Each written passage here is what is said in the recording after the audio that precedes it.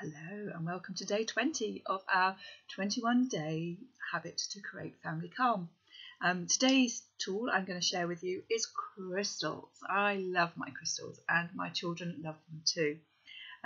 Lots of children are really attracted to crystals and they don't have to be expensive. You can pick them up for less than £1 in a crystal shop or at a Mind Body Spirit fair. Even eBay and Amazon, you can get the crystals fairly cheaply, and they're a great fun thing to do. So let me just share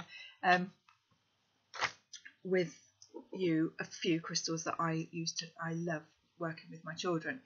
The first is a rose quartz. So it's a beautiful pink colour, and rose quartz pink, just like when we did the visualization, it's all about love. It's all about unconditional love, self-love, love for others, and it is a beautiful calming crystal.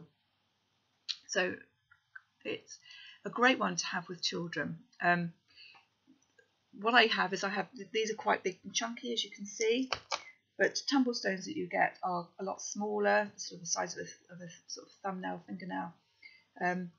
So you have to just be aware, depending on the age of your children, as to what size crystals you are buying, because obviously you don't want them going anywhere near the mouth.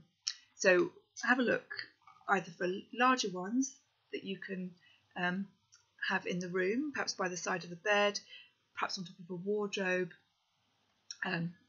or if you're going to have smaller ones, then what you can do is you can tape them onto things. So I have lots of blogs about how to cleanse and clear crystals and how to program them to get them to work for you.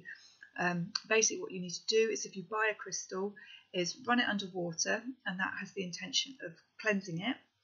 You need to charge it on a windowsill in the sunlight or the moonlight, and that charges and gives the energy back to the crystal, because they do get depleted in boggy atmosphere, shall we say, on with everything else that's gone on in their processing.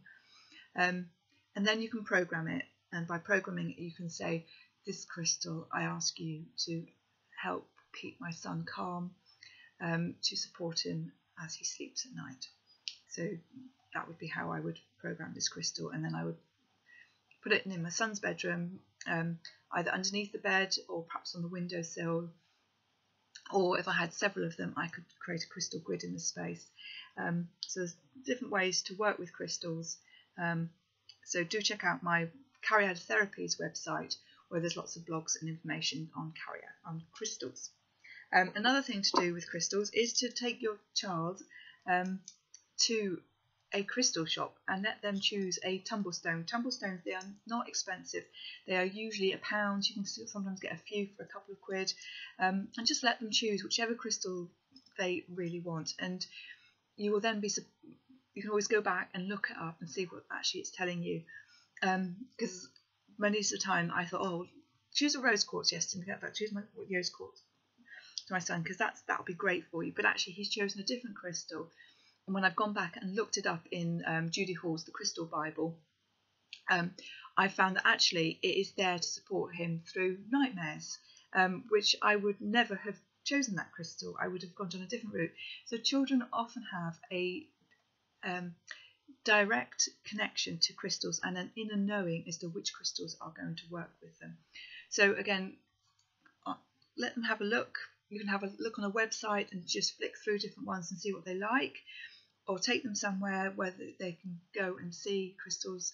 A lot of museum shops even have crystals in them, so they don't need to be expensive. You don't need to spend money on getting something like this. Just a rough stone like this, you see it hasn't been processed, or a little tumble stone like these are all your children need. And then what do you do with them?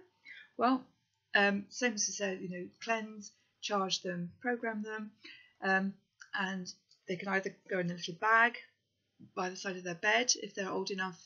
You could perhaps tie it in a knot so they can't get them out. If they're a bit older, they could just have them loose. They could perhaps have a little box with some in. You can use them to create a little shape, which is called a crystal grid. Children generally have a great ability to know what to do with the crystals. So some of the things that this is a good one. This is Tiger's Eye, and that's great for nightmares.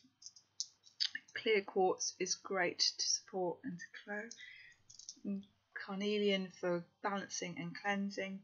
So there's a whole host of different ones that you can have. Darker crystals are great for grounding. So if your child at bedtime has a difficult time calming down and they're very fizzy in the head, they're very busy and just can't switch off, then actually a dark crystal will help ground them into themselves and move out the headspace and more into the physical body. So the crystals are a fabulous tool to have, and they are really useful for children. You may have heard of indigo and crystal children, and these children just have a great ability, a great affinity with crystals.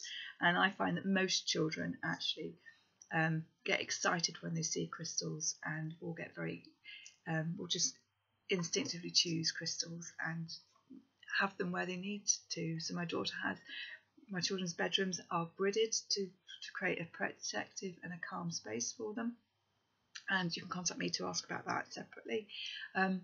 Or they have them in a little purse. They might have them under their bed.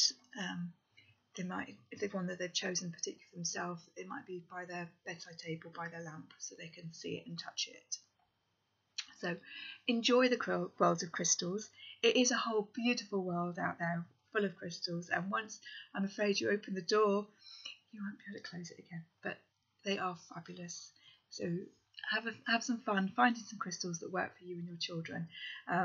If you've got any questions, then pop them down there, and I will see if I can perhaps suggest some for you and your situation. Enjoy the world of crystals, and I'll see you for the final day tomorrow.